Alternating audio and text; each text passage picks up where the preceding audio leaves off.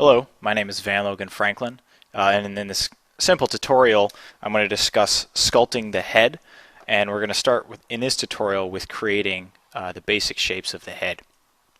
So in this tutorial I'm just going to briefly tell you what the content of it will be. First I'm going to discuss some UI with importance to using reference for sculpting, and then once we have that set up I'm going to talk about creating things from simple to complex, starting with big and working towards smaller features. In this tutorial, I would like to cover mass and silhouette. The way I consider sculptures is in three very simplified processes. One is creating the mass, next is creating the overall silhouette, and then the last is delineating and refining forms, which is far more complex and will be covered in a later video. So let's get right into it. I'm in Zbrush right now. Now let me show you some of the UI changes that I've made that make some of this easier. So first, to customize your UI, if you come into Preferences, there's a button Enable Custom, and you'll see that this area will expand. Now you can drag anything on your interface with holding Control-Alt, and then you can click and drag any item on this interface here. So the two things I want to get are model opacity and load image, and I've already have these here by default. Let me just, to get rid of anything, you can drag it into the dock and it disappears. So let me just drag that out to get rid of it, and I'll show you how to find it. So if we come up here into the texture palette, I'm going to dock this on the side. Now what I'm going to do is open image plane, and there's this right here, load image. So I'm going to Control-Alt, click and drag, load image, and then by default this will be closed, but reference views, if you click that, you can grab the model opacity one, and I'm just going to put it right there. And once you have that all set up, preferences, I can turn off enable custom. If I want, I can save this UI and load it later on. If I do store config, each time ZBrush opens, it'll have this UI set up. So let me go back to this. So we're going from simple to complex, big to small. So let me start with the mass. And what I'm going to show you here are some conceptual ideas of how to perceive this form. So I've done a few mock-ups just to kind of explain what I'm looking for. So these two, I'm going to talk about simple geometry and what I'm looking for as I'm moving forward with the skull. And this one right here, if I isolate it with solo, this one right here is sort of the block out. That's where we're trying to aim for in this tutorial. And then overall, we obviously want to achieve a finished portrait. But first, this is where we're aiming. And the reason we're starting big to small is we want something that from far away reads as a head. You know, if I switch the colors here with the shortcut V, you know, the silhouette reads pretty well as a head. Even though this is only 1,000 polys, it's really not that much, and it's only just with Dynamesh. So let me switch the color back, and let me explain some of the processes within this. So let me load up an image. So right here, I'm just going to click Load Image. It's going to default to a PSD, so I'm going to change it to a JPEG and grab my image and open it. And it's going to load that in the background. So what I can do here is easily just move my model over any of these images, and with model opacity I can adjust it to become transparent, and I can easily see through what I'm doing. So let me talk about these shapes and what I'm looking for. First, we have this sphere. I'm just Control-Shift clicking to isolate this single subtool, or this single polygroup. So this I'm thinking as the cranium. And once I have the cranium in place, I have this rectilinear box right here that I'm thinking of as a face. So if I go to the profile, what I want is this box. I'm thinking of this box coming from where this curve ends and dropping down and coming back. As you can see, nothing is accurate here, like the line of the angle of the jaw is incorrect. You know, this is just a simple block out to convey these forms. And next is the neck, which is its flow is very important. As you can see in the reference, the overall flow of the neck actually is angled backwards, where a common mistake might be when people start out is they might have it perfectly straight up and down. But if you think of this flow, the face is straight down, and then you have the neck swoops back. Those contrasting angles is what's going to make it look a lot more realistic. So now that we have this idea set in, how do we push that forward a little bit more? And I'm just switching through my subtools with the arrow keys. Actually, let me turn solo off. Right now I have expose view on, and I'm going to turn this off because all of these are built on top of one another. I'm going to turn solo back on, and now I can use my arrow keys to toggle between my different models, moving up and down. So this one is a little bit different. Let me show you why. So the first change I'm making is to the cranium. I find it helps for me to establish the cranium and neck before doing anything for the face, because the face is entirely dependent on the overall head. So if we step up to the first model, it's just a sphere. What I've done on the next one is I've elongated this a little bit more to be a little bit more of an egg shape. Another change that I've made that's very subtle, let me turn my model opacity all the way up. Another change that I've made that's very subtle is that I've tapered it towards the front. So if we look at this top-down image, you can see that the forehead is smaller here than it is in the back. And it tends to be the widest in this area. It's a little bit further back than halfway. So let me show all this. And next for the face, I've done the same thing, how this is thinner in the front. I've just clipped this here because there's the drafting. The face, you know, if we look from underneath, it is even a greater example how it's not flat, but where you have your nose and then you have your brows and your cheeks, it all starts to slope back from here. It's this angle. So I've just very simply clipped that out. And I've also just clipped out a little notch for the eyes to match the silhouette a little bit more. And another thing I've done is another clip that's important is right here for the angle of the jaw. Because the angle of the jaw is not horizontal, but it has this slight angle here, and as it meets the neck, the skin part that attaches from the jaw itself to the neck is a slight horizontal, and then it starts to curve down here from here. So having those separation in those two angles will help out as well. So using those ideas, how do I progress to make this sort of shape that I could then subdivide further and begin to delineate and sculpt forms and features on it? So let me show you how I would do that.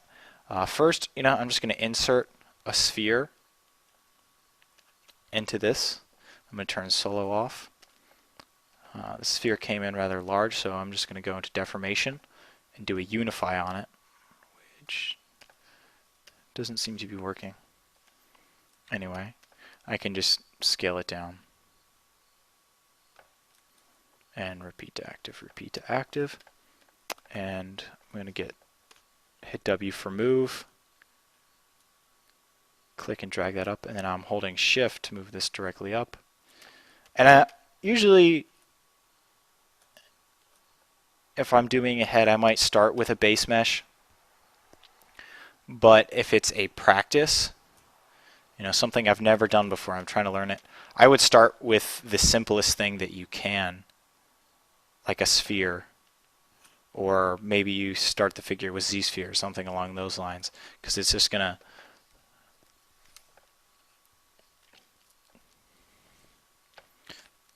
make you remember what you're doing a lot more than if you're starting with something that's already mostly done.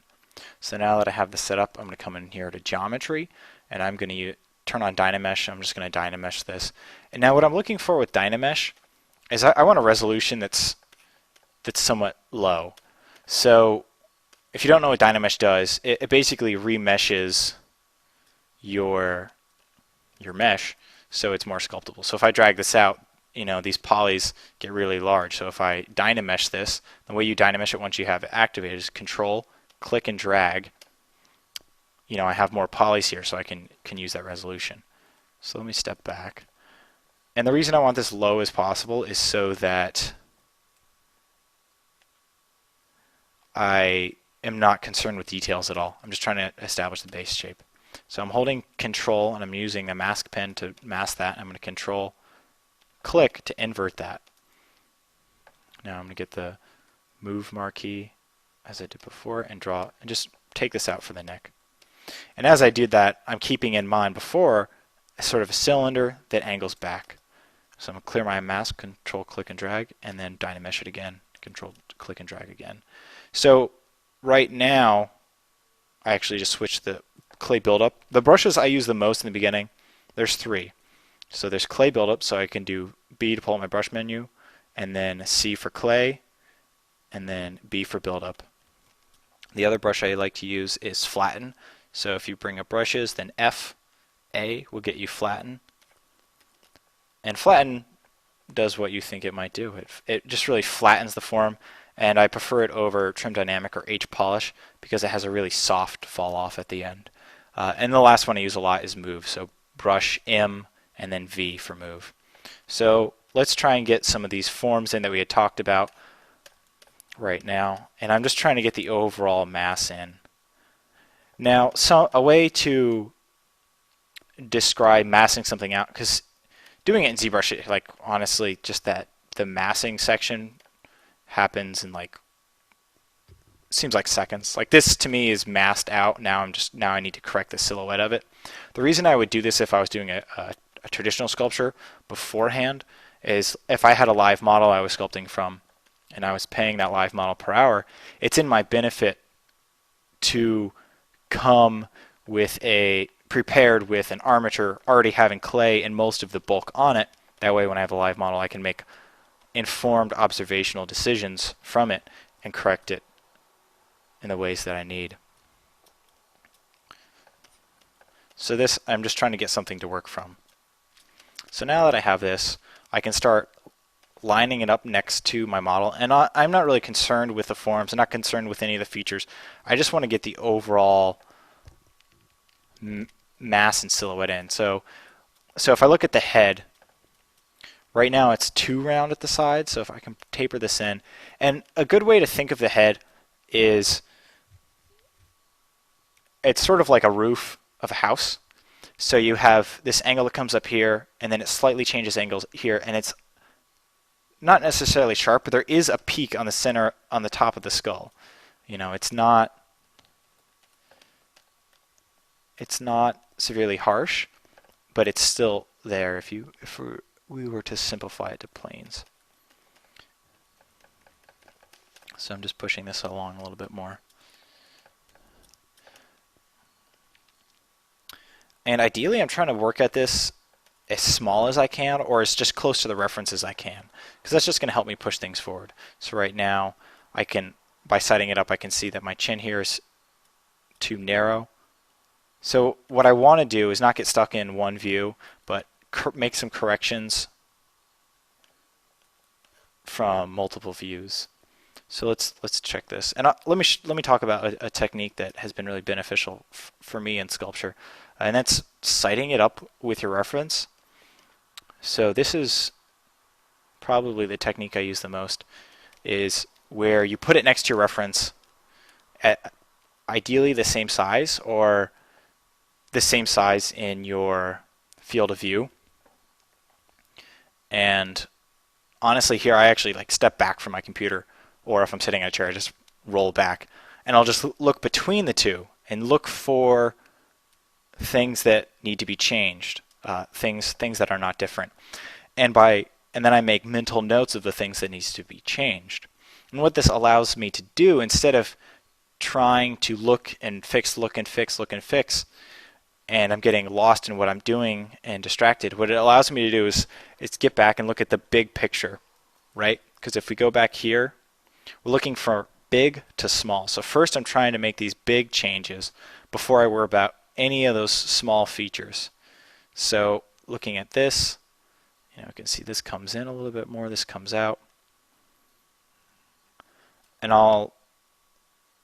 once I'm looking at it, I'll make mental notes. So like, let's look at this. This slope looks different. Then there needs to be more mass right in the jaw. And there's less mass here, but more mass here.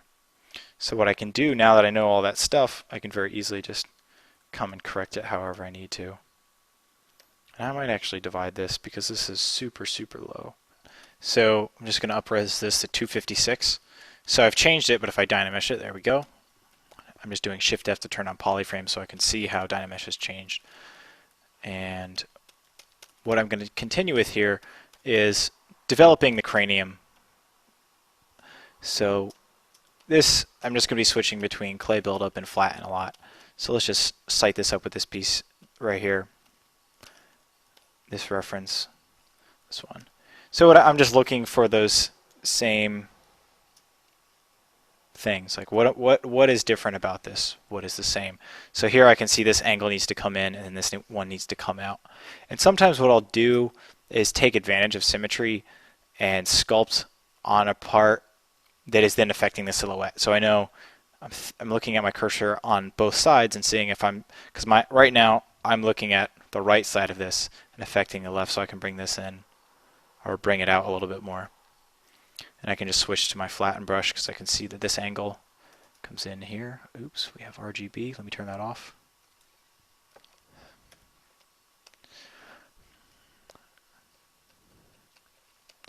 So now we're starting to get something that's a little bit more like a head. And I'm not even really concerned about the face. Now right now it seems like this part is sticking out a little bit more than it should be. So let me just move that back. And I can check this easily by adjusting the model opacity and putting this over. Sometimes this can be easier than citing up. Sometimes it becomes difficult, no matter how you adjust the model opacity, to cite up some small details. So let's just make these big changes. Sometimes you have to, it creates like that artifacting where you, let's say I move it like that and it's gone, and you just have to move it a little bit before you can see what's going on. So this is getting better, and I can tell the back of the head completely needs to be a lot bigger. So we're starting to get that. And then let's switch to another view. Let me crank the model opacity up so I can see this. So what I want to do is, if I'm working on a form, it's important to work around the model. So what I don't want to do is, let's say, work from the side and then jump and work from the back. Because the thing that can happen is, let's say if you work from front to back, it could become disjointed. So what you want to do is work around the model. So let's say I work from the side. The next I might go to 3/4. That way the things that I'm changing or sculpting correspond to the things I just did. So right now I'm just establishing this line of the jaw, and I didn't mention this earlier in the primitives, and I probably should have, but this line of the jaw right here is not straight up and down. It kind of angles forward just a little bit. So this line right here. And right now I'm just really trying to get that base head shape. This will make everything else so much easier. Now right now let's line this up from the front. It's starting to get there. It's starting to be a little bit more like a head. One thing I noticed from sighting it up is that chin needs to be a little bit smaller. Now right now I'm just really looking at that shape. It looks like there needs to be a little bit more mass right in here. And be a little bit smaller. So if we look top down on a skull,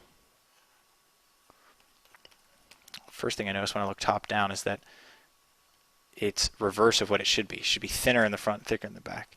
And I think that's because when I stretch the back this way, I lost some of the mass that it had. It got stretched out. So I just need to thicken this up a little bit. It could be a combination of both, of thickening that up and then reducing this down. So really think of the cranium, like really establish this and the neck. Once you get these and the jaw, then the features, their placement becomes much easier to handle. It can be dangerous to get into the features far too soon because then their placement may be incorrect and nothing will really look right. Okay. So this is starting to come together. So what I can do right now is I can just overlay this, turn down my model opacity, get my clay buildup brush, BCB. And one thing I haven't mentioned, but I've been using a lot, is if you hold space, you get this menu here, and you can use this to adjust a whole lot of things. But I just use this to adjust draw size, just because my finger's always right next to it. So what I'll do right here is I'm actually just going to, while holding Alt, just carving some holes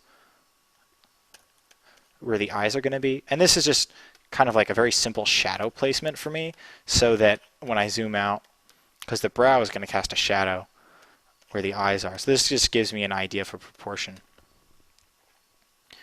And I can just start to build out a mask where the nose will be. I can do that with clay buildup, or I can even grab move and just kind of pull it out. So what I can do is align this with my reference. Make this really easy.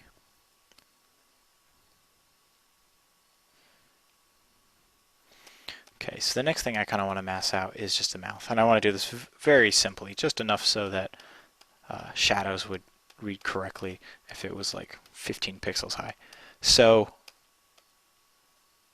the mouth, a great way to think of it, if we look at this under image right here, the mouth is really curved. A great way to think of it is like if it was a hockey puck. So let's just add a little bit of mass in there. So what I'm trying to do, what I continuously keep doing, is making it really small and seeing if things read. So the face is starting to read, but there's something off about, this area. And I think what it is I've neglected the cheekbone, the zygomatic, and the zygomatic arch right here. So this is going to be a prominent bone point right here, and you're going to see it in the silhouette. So if we come to this 3/4 view right here, or this one right here, you can really see that. And mine, if I check it, yep, this is just like a clean curve, but right here, there's an indent here, and there's a bump right there. So what I want to do, this is the cheekbone, the zygomatic.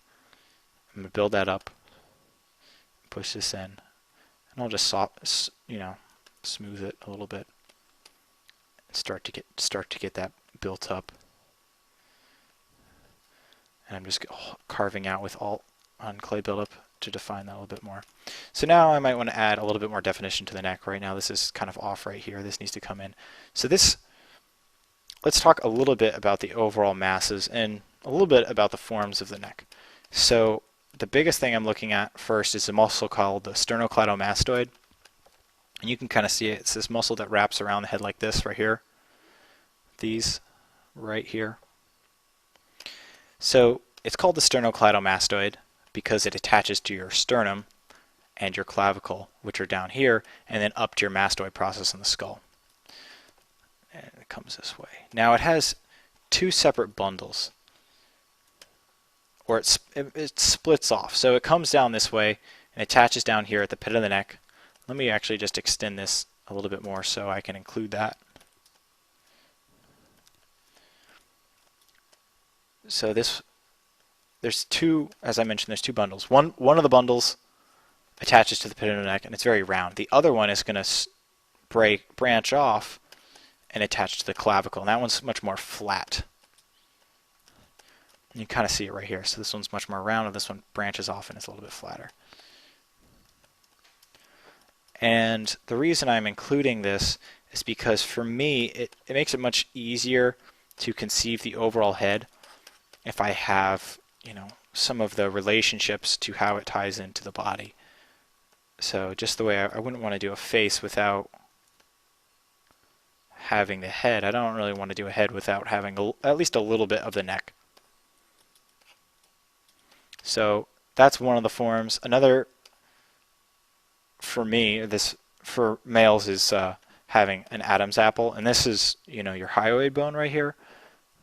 But just know there's a little bump right here in your throat. So this is, if you think of it as like another smaller cylinder that fits right in here.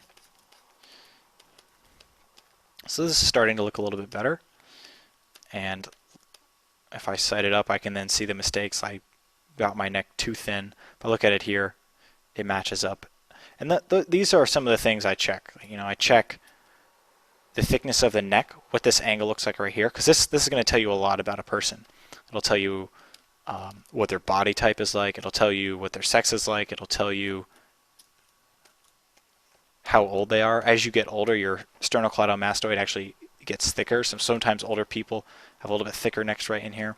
So there's a lot of information conveyed in that simple feature of the silhouette. See how just adjusting that makes it seem a little bit more masculine? Alright, so I'm just going to continue on with this. Now, you've probably noticed that I haven't put in ears yet, and this is somewhat purposeful. It's because I want to establish the cranium first. It's just a lot easier for me to refine this mass with like a flatten or something if I need to right here before I've included the ears. So right now I'm just going to work on this a little bit more, and I can tell that it's a little bit off. Let me look at this from behind, and we'll side it up. And we can see here, this is the sternocleidomastoid, and then you have your trapezius. Oops. I accidentally, sometimes I do this too fast and I turn edit off. There we go, edit's back on.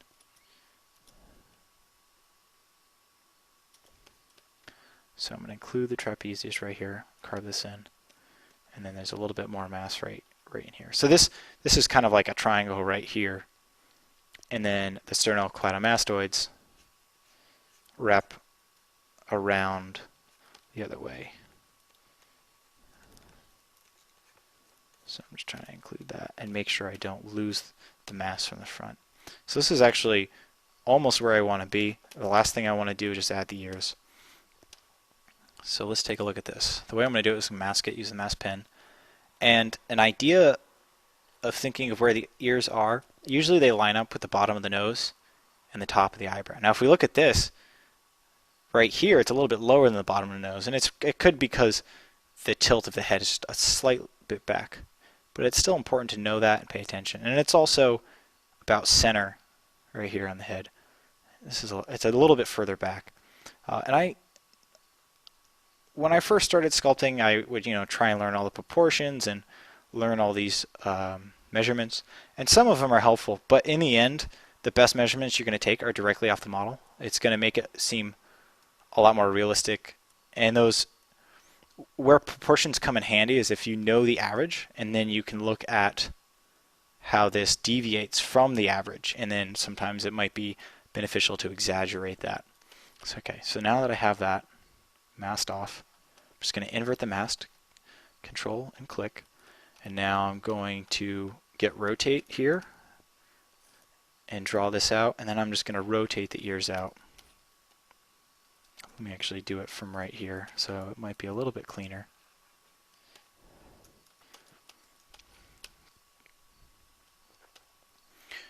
So now that I have the shape, let me just dynamesh it so I have the resolution I need there.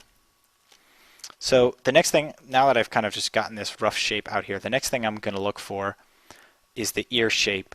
This shape, especially from the front, is really going to affect the silhouette, and it's going to change. It's really going to change how you look at the person. Some people have ears stick out a lot, some people have tiny ears. So what I'm looking for here is, first of all, do the earlobes attach?